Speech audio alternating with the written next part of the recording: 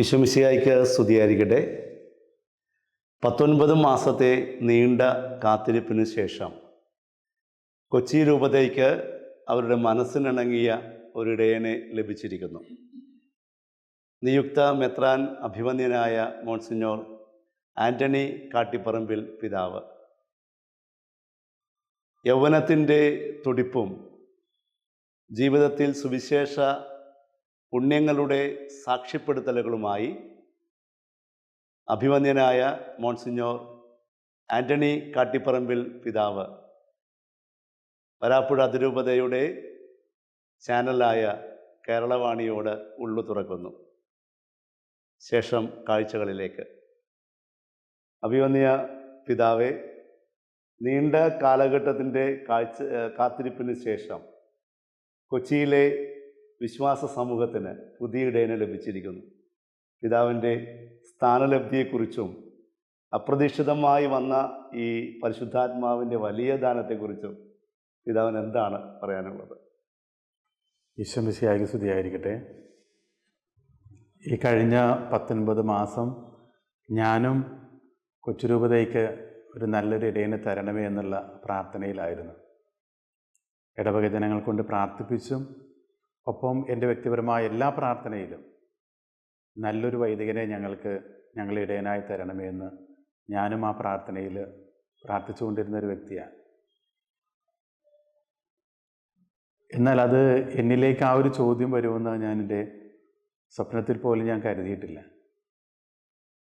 പലരും എൻ്റെ പേരും അതിൽ ഉൾക്കൊണ്ടിട്ടുണ്ട് എന്ന് പറഞ്ഞിരുന്നെങ്കിലും ഒരിക്കൽ പോലും ഞാൻ അതിന് സ്വപ്നം കാണുകയോ ആഗ്രഹിക്കുകയോ ചെയ്തിട്ടില്ല. അതുകൊണ്ട് തന്നെ മറ്റ് വ്യക്തികൾക്ക് വേണ്ടിയിട്ട് പ്രാർത്ഥിക്കാനും അതുപോലെ മറ്റ് ആ പേരുകളുള്ള വ്യക്തികൾക്ക് വേണ്ടിയിട്ടുള്ള ഒരു പ്രത്യേകമായ പ്രാർത്ഥനയാണ് എൻ്റെ ജീവിതത്തിൽ ഉണ്ടായിരുന്നത്. പക്ഷേ അപ്രതീക്ഷിതമായിട്ട് ആ ചോദ്യം അതിന് ഉത്തരം നൽകേണ്ടത് ഞാനാണെന്ന് അറിഞ്ഞപ്പോൾ സത്യത്തിൽ ഞാൻ ഞെട്ടിപ്പോയെന്ന് അതിനെനിക്ക് പറയാനായിട്ട് വാക്കുകളില്ല. കാരണം എൻ്റെ പ്രാർത്ഥനയിൽ എപ്പോഴും ഞാൻ ഉൾക്കൊള്ളിച്ചിരുന്നത് അതൊരിക്കലും ഞാനാകരുതേ എന്നുള്ളതായിരുന്നു. പക്ഷെ ദൈവം എന്തോ എൻ്റെ ബർത്ത്ഡേയിൽ അന്ന് നുൻഷോ വഴിയായിട്ട് അത് പറഞ്ഞപ്പോൾ എനിക്കത് പെട്ടെന്ന് ഒരു മറുപടി കൊടുക്കുവാനായിട്ട് സാധിച്ചില്ല. അതുകൊണ്ട് തന്നെ ഞാൻ അദ്ദേഹത്തിനോട് പറഞ്ഞു, എനിക്ക് സമയം വേണം മറുപടി തരാൻ. അദ്ദേഹം പറഞ്ഞു, ഒരു ദിവസം തരാം, നാളെ ഇതേ സമയത്ത് എന്നെ വിളിക്കും, മറുപടി തരണം. പിന്നീടുള്ള നിമിഷങ്ങളിൽ വളരെ പ്രാർത്ഥനയോടും പല രീതിയിൽ ശാരീരികമായ ബുദ്ധിമുട്ടോടു കൂടിയാണ് ഞാൻ മുന്നോട്ട് പോയത്. ഒടുവിൽ പരിശുദ്ധ കന്യകാമറിയത്തിൻ്റെ രൂപത്തിന് മുമ്പിലുള്ള എൻ്റെ പ്രാർത്ഥന, സക്രാരിയുടെ മുമ്പിലുള്ള എൻ്റെ പ്രാർത്ഥന ഒത്തിരിയേറെ എന്നെ ശക്തിപ്പെടുത്തുകയും നല്ലൊരു തീരുമാനം എടുക്കാൻ സാധിക്കുകയും ഉറച്ച ബോധ്യത്തോടെ പിറ്റേ ദിവസം നുൻഷോ വിളിച്ചപ്പോൾ എൻ്റെ ബലഹീനത അറിയിച്ചുകൊണ്ടും എന്നാൽ ദൈവം എന്നിൽ നിന്ന് ഇത് ആഗ്രഹിക്കുന്നുണ്ടെങ്കിൽ സന്തോഷപൂർവ്വം ഞാനത് സ്വീകരിക്കുന്നു എന്ന് പറയുകയും ചെയ്തു. പിതാവേ, തേനും പാലും ഒഴുകുന്ന കാനാൻ ദേശത്തിലേക്ക് തൻ്റെ ജനത്തെ നയിക്കാൻ മോശ പ്രവാചകനെ ദൈവം നിയോഗിച്ചതുപോലെ കൊച്ചി എന്ന പുണ്യ പുരാതനമായ രൂപതയെ വളർച്ചയുടെ പുൽമേട്ടിലേക്ക് നയിക്കാൻ ദൈവം അങ്ങയെ തിരഞ്ഞെടുത്തിരിക്കുകയാണ്. അങ്ങയ്ക്ക് ഏറ്റവും പ്രിയപ്പെട്ട ദൈവവചനം എന്താണ്? അങ്ങയിലൂടെ ദൈവം ആഗ്രഹിക്കുന്നത് ചെയ്യാനുള്ള നിമിത്തങ്ങൾ അങ്ങയുടെ മുൻപിലേക്ക് തെളിഞ്ഞു വരുമ്പോൾ ദൈവത്തിൽ ആശ്രയിക്കുന്നു എന്ന ബോധ്യത്തിൽ അങ്ങയെ ഏറ്റവും കൂടുതൽ സ്വാധീനിച്ച ദൈവവചനം എന്താണ്? സെമിനാരി കാലത്ത് ഞാൻ തിയോളജി കംപ്ലീറ്റ് ചെയ്തതിന് ശേഷം ബിബ്ലിക്കൽ തിയോളജിയിലാണ് ഞാൻ ലൈസൻഷിപ്പ് ചെയ്തത്. കൂടുതലായിട്ട് പൗലോസ്ലീഹായുടെ ലേഖനങ്ങൾ വായിക്കുവാനും പഠിക്കുവാനൊക്കെ എനിക്ക് സാധിച്ചു. ആ സമയത്തെല്ലാം എനിക്ക് കൂടുതൽ പ്രചോദനമായത് നീ എന്തായിരിക്കുന്നു അതെല്ലാം ദൈവകൃപയാലാണ് എന്ന പൗലോസ്ലീഹായുടെ കൊരിന്ത്യർക്ക് എഴുതിയ ലേഖനത്തിലെ ആ വാക്യമാണ്. അതുതന്നെയാണ് ഞാൻ എൻ്റെ ഓർഡിനേഷൻ്റെ സമയത്തും മൊമെൻറ്റോയിൽ എഴുതാനായിട്ട് ഞാൻ തീരുമാനിച്ചതും. അതുതന്നെയായിരുന്നു പിന്നീടുള്ള എൻ്റെ ജീവിതത്തിൽ എനിക്ക് അനുഭവിക്കുവാനായിട്ട് സാധിച്ചത്. ഞാൻ എന്തായിട്ടുണ്ടോ അതെല്ലാം ദൈവകൃപയാലാണ്. ആ വചനം തന്നെയാണ് ഞാൻ പിന്നീടും അതുപോലെ തന്നെ ഇനിയും എൻ്റെ ഒരു മോട്ടോയായിട്ട് ഞാൻ കൊണ്ടുപോകാനായിട്ട് ഉദ്ദേശിക്കുക.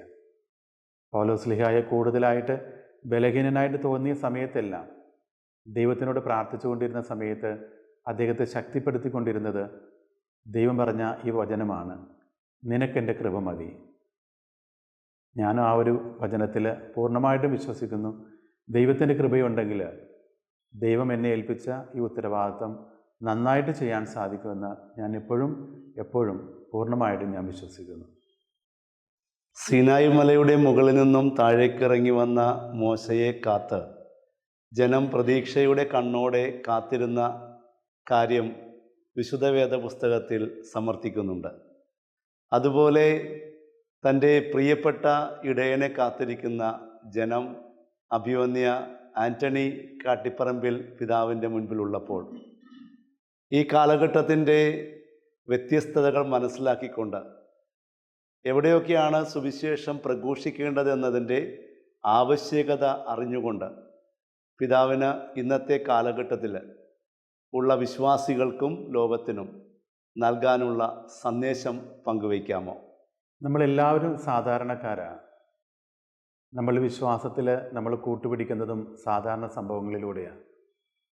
അതുകൊണ്ട് തന്നെ ഏറ്റവും അടിസ്ഥാനപരമായിട്ട് നമ്മുടെ കുട്ടികൾക്ക് വേണ്ട വിശ്വാസ പരിശീലനമാണ് എൻ്റെ ഏറ്റവും പ്രയോറിറ്റി ആയിട്ട് ഞാൻ കാണുക. ഒപ്പം കുടുംബങ്ങളെ കൂടുതലായിട്ട് ദൈവത്തിലേക്ക് അടുപ്പിക്കുവാനായിട്ടും അതിന് എൻ്റെ അച്ഛന്മാരെ പ്രാപ്തരാക്കുവാനും കൂടുതൽ ബോധ്യപ്പെടുത്തുവാനും നഷ്ടപ്പെട്ടു പോയ വിശ്വാസ ചൈതന്യത്തെ നമ്മുടെ കുടുംബങ്ങളിലേക്കും വ്യക്തിപരമായ ജീവിതത്തിലേക്കും കൂടുതലായിട്ട് കൊണ്ടുവരുവാനായിട്ട് എന്താണോ ആവശ്യമായിട്ടുള്ളത് അതിന് കൂടുതൽ പ്രയോറിറ്റി കൊടുക്കുക എന്നുള്ള ഒരാഗ്രഹമാണ് എനിക്കിപ്പോൾ ഉള്ളത്. തീർച്ചയായിട്ടും അതിന് എന്നോടൊപ്പം എൻ്റെ അച്ഛന്മാരും അതുപോലെ തന്നെ വിശ്വാസ സമൂഹവും പുതിയൊരു തലമുറയെ അല്ലെങ്കിൽ ഇപ്പോഴത്തെ നമ്മുടെ തലമുറയെ വിശ്വാസത്തിൽ നിന്നും അകന്നുകൊണ്ടിരിക്കുന്ന നമ്മുടെ തലമുറയെ കൊച്ചുകുട്ടികൾ മുതൽ മുതിർന്നവർ വരെ ദൈവത്തോട് അടുപ്പിച്ച് നിർത്തുവാനായിട്ടുള്ള പരിശ്രമങ്ങളായിരിക്കും ഞാൻ എൻ്റെ ജീവിതത്തിൽ ആദ്യമായിട്ട് ചെയ്യാനായിട്ട് ഉദ്ദേശിക്കുക. അഹറോൻ്റെ നിത്യ പൗരോഹിത്യത്തിൻ്റെ പൂർണ്ണതയിലേക്ക് അടുത്തുകൊണ്ടിരിക്കുന്ന കൊച്ചി രൂപതയുടെ നിയുക്ത മെത്രാൻ മോൺസിഞ്ഞോർ ആൻ്റണി കാട്ടിപ്പറമ്പിൽ പിതാവിൻ്റെ ജീവിതത്തെ ദൈവം തൻ്റെ കരുണയുടെ കൈപിടിച്ച് നടത്തട്ടെ എന്ന് പ്രാർത്ഥിക്കുന്നു.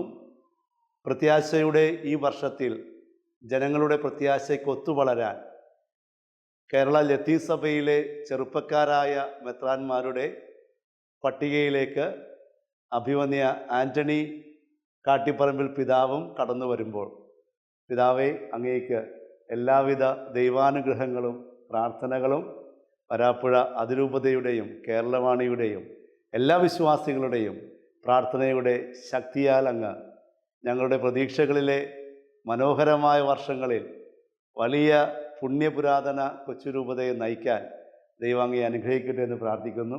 നന്ദി പിതാവേ.